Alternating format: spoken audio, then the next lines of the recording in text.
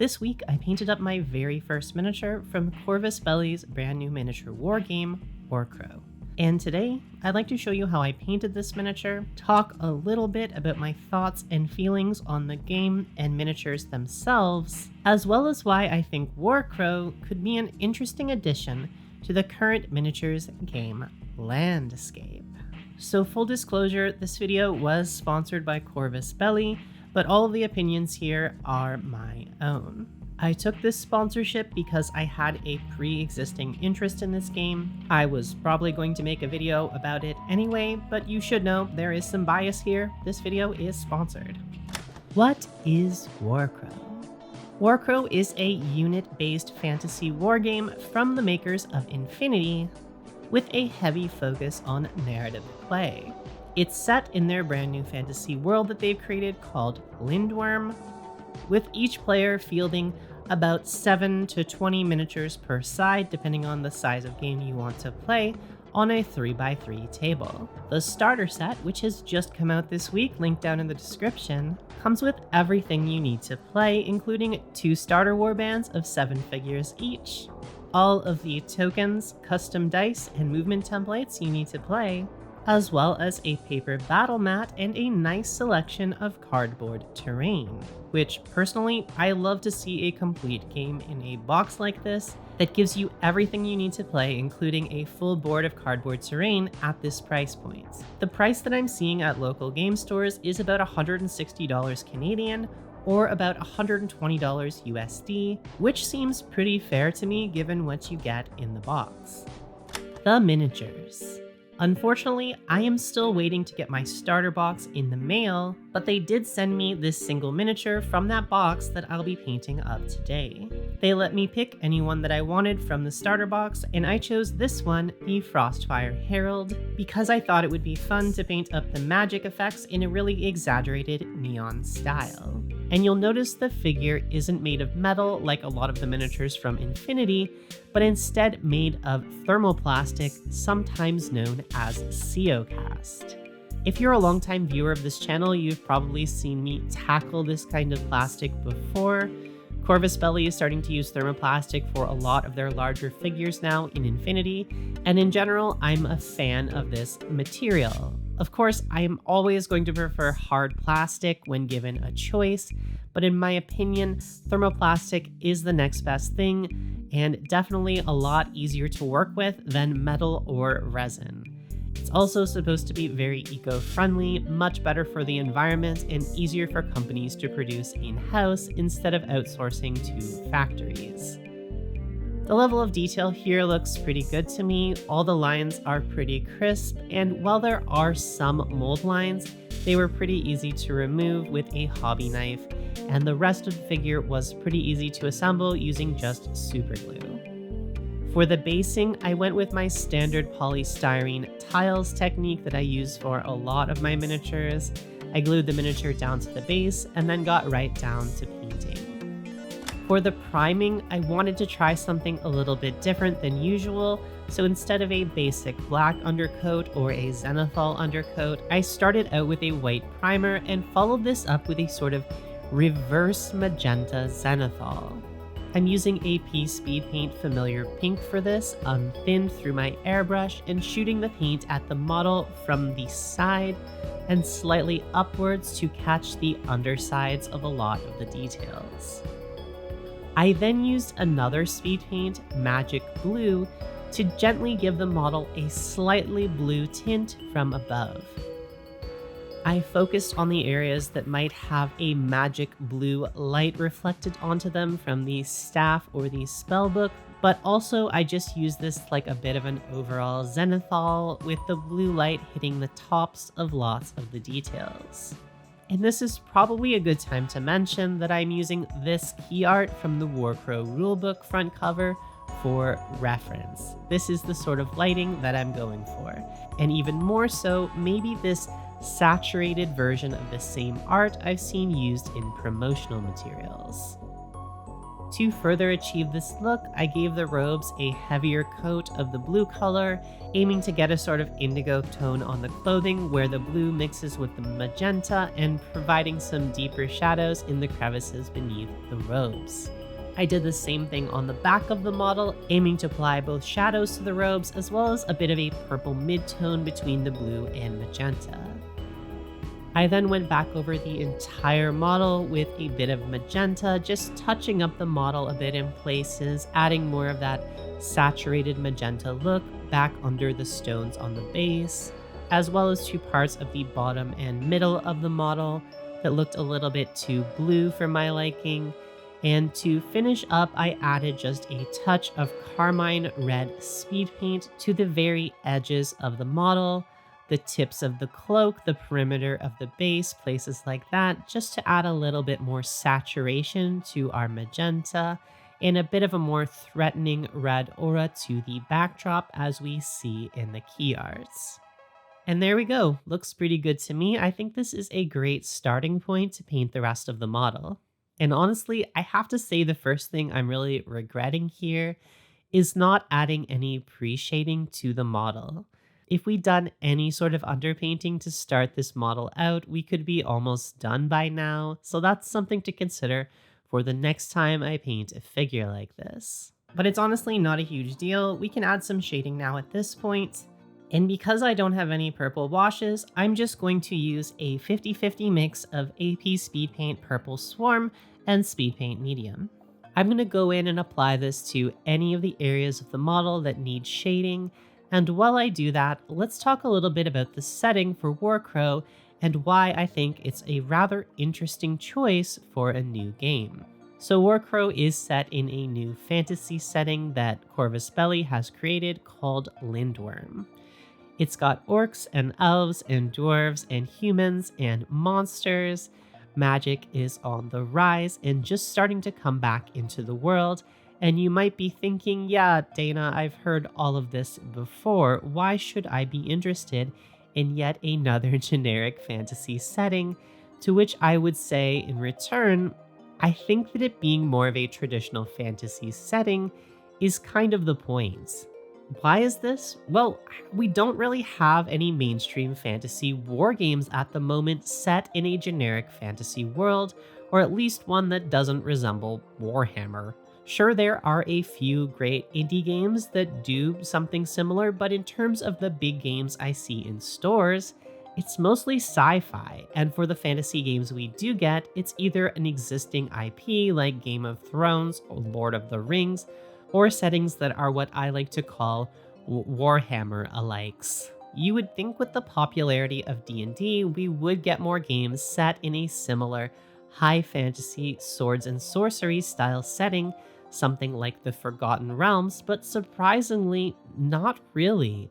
At least from the games I'm hearing about on a regular basis, Warcrow seems to be the only one that's sort of setting things back to basics. So personally, I really like that Warcrow is a bit of a generic high fantasy setting, as it makes the setting a lot more appealing to people who might be familiar with things like D&D, as well as making the miniatures themselves more versatile and usable in multiple games. But anyway, enough about the lore, let's get back to painting. After spending some time adding a good amount of targeted shading, I thought I might add back in some color to the model. So using some thinned down AP Fanatic Barbarian flesh, I tried to go back in and add a little bit of a skin tone to the model in the areas that I thought might be least affected by the glowing blue magic. And I ended up liking this color so much in combination with the existing colors on the model that I also used it to just add a mid-tone to several of the other details on the clothing, just edge highlighting for the most part and aiming to leave lots of the colored lighting still intact, but reasoning that there would be at least a small amount of the color beneath still visible beneath the colored lighting. I even added a bit of this color to the stonework on the base. However, I found this stuck out a little bit too much from the existing colors, so I mixed up a glaze of 50% familiar pink and 50% speed paint medium and blended it into the areas where I had already laid down highlights to help make these transitions a bit smoother. Once I was done, I thought I'd try out another highlight color, Hydra Turquoise, to add some more cool highlights towards the top of the model, hitting any areas that might be affected by the blue glow of the magic. I then boosted these highlights one step higher using Marine Mist, a very light turquoise color, and even added highlights to the magic effects themselves using this color. After this, I used yet another color, Wicked Pink, to edge highlight some other areas on the robes, and then added a few more highlights with Marine Mist specifically on these potion vials, or whatever they are. And at this point, I was mostly finding I was lacking a lot of shadows to help complement these highlights, so I once again used my purple wash in the crevices to help differentiate the areas. But once this had dried, I still found it wasn't quite enough, so I mixed up an even darker wash using Speed Paint, Tyrian Navy, and Speed Paint Medium, this time using just a little bit of medium to help the Tyrian Navy flow. And I feel like this helped quite a lot. I was able to add even darker shadows into the crevices, and I even used this to add some darker shadows around the eyes, some shading beneath the cheekbones, and even a bit of shaved stubble effect on the sides of the head. Overall, I think this helped a lot to add some shadows, but the main areas I was still unsatisfied with at this point was the model's head, as it looked like the face was just naturally colored blue rather than being affected by a blue light source. To remedy this, I tried mixing barbarian skin together with light turquoise, thinning this down with some water, and then I tried glazing this a little bit onto some of the areas of the face. This helped quite a lot, and I used this color to add edge highlights to other areas of the models as well, and at this point, I was starting to think, what part of the model should I work on next? What part needs the most work? So as I was thinking about this, I rimmed the base in black and then decided the model had maybe a little bit too much pink. I couldn't really justify why the paving stones were pink. So I mixed up a warm gray color using two of my favorite gray colors, Pro Acryl Bright Warm Gray and Dark Warm Gray, and applied this to the stones on the base of the model, leaving the pink just in the crevices beneath the stones, as if magic itself was welling up beneath the streets below. I then added a little bit more light gray to the mixture to edge highlight the stones, and once this was done, I laid down an overall glaze of our thinned down familiar pink that we made before to tie the whole thing together. While I was at it, I glazed a bunch of familiar pink onto the entire lower half of the model, and then some of the model's face as well to give it a slightly warmer look. While I was still deciding what to do with the rest of the model, I decided to take a break and add some texture to the cape. First adding these little dots of Wicked Pink, and then mixing in some barbarian flesh with the Wicked Pink to get an even brighter coral pink color, and adding on another batch of dots on top of this.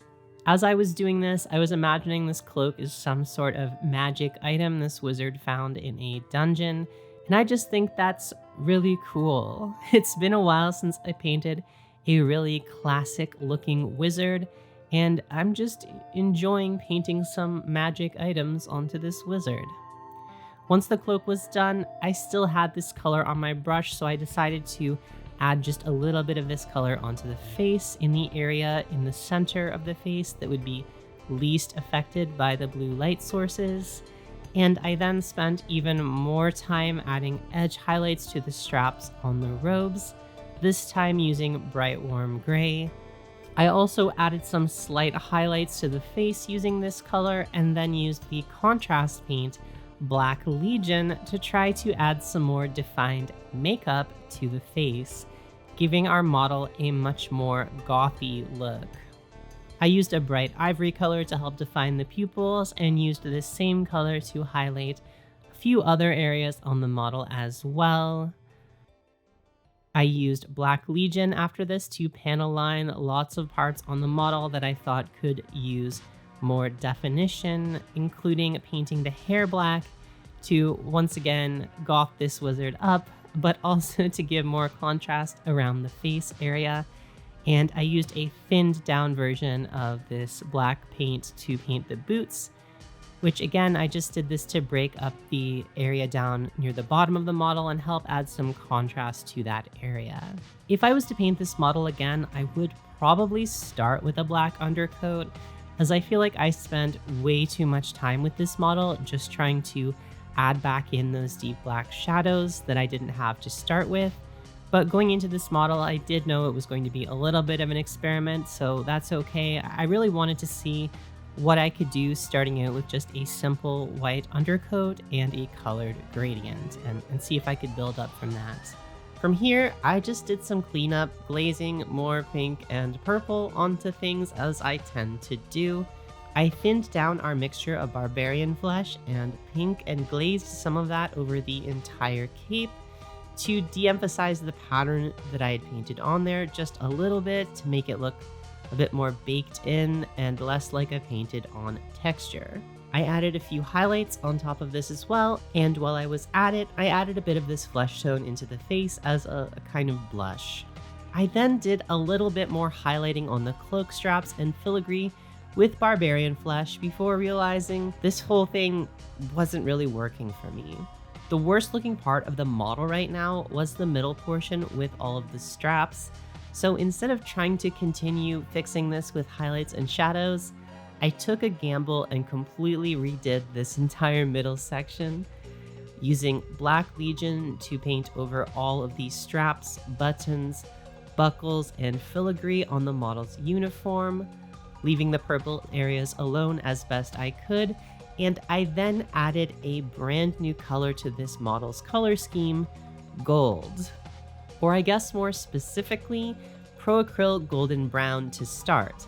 But the goal will be to add a non-metallic metal look to this middle section to try to break up the monotony of color on the model. So yeah, I basically painted all of this stuff, or at least the crevices around it, in black, and then base coated all of it in golden brown, trying my best to leave the black outlines this time. And once this color was all done and dry, I added an unthinned coat of Citadel Contrast Gore Gruntifer over all of the gold areas. This is a really warm, rich orange-brown color, which I reasoned might help it look a little bit more like gold, and I think it worked pretty well for this. Once it was dry, I added a first layer of edge highlighting with golden brown, cleaned up some of the areas around the gold with purple, and then for variety, I decided to paint some of the buttons and glass tubes on the model with turquoise. I highlighted all of these turquoise items with a bright ivory to make them look a bit shiny, and then in a few places I also added ivory highlights to some of the gold areas as well, just picking out a few corners and bits that I thought would catch the light to give it that non-metallic metal look. And with this look complete, I added on top of this a glaze of thinned down familiar pink to help blend it all together and help it look like it was being affected a little bit by the pink light from below. And from here, the main areas I was unsatisfied with were the magic effects. I thought they could look just a little bit better, so I base coated all of these areas with a mix of pastel seafoam and marine mist, I think I used here. Once this was done, I added ivory highlights to all of these areas and then finished them up with a targeted blue wash made up of magic blue and speed paint medium. I also used this wash on a few areas I thought might be hit by the blue light to help sell the effect. And beyond this, I just added a few miscellaneous highlights to various parts of the model, and that's about it. Thank you so much to Corvus Belli for sponsoring this video. If you'd like to learn more about Warcrow, check out some of the lore or maybe the free online rulebook, or get your hands on the starter set yourself, I provided links down in the description. Personally, I am really looking forward to painting more of these models once I have the starter set in hand, and hopefully try out the game itself soon at some point so that I can give you my impressions on the gameplay. Let me know down in the comments section if you're interested in WarCrow and want to see me make more videos about it. Thank you so much to all of our patrons over at patreon.com/DanaHowl for your constant and generous support. And with that, thank you so much for watching, and I will see you in the next video.